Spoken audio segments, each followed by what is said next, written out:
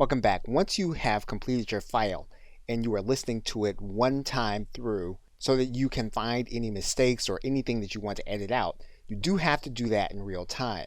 However, you can speed up time by going to your playback speed. You can adjust that playback speed at this control. And so what you can do is increase the playback speed to something that's going to be faster without distorting the audio while you listen to it in real time. So what you can do first is you can put the entire track where you can view it, fitting to width. We can then move up our speed to double time.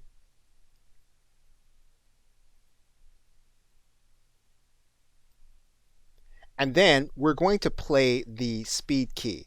Now, instead of playing the play key that's green here, we're going to play the one here because it's actually going to play at the speed at which we've designated here in this area. Now, if we find that the playback is going to be distorted or we can't really make it out well enough in order to do our editing, we can always take it and slow it down. However, we are going to need to play it from this area. And this is how we can speed up the listening portion of our editing process. Okay, so with that, thanks, and I will see you in another video.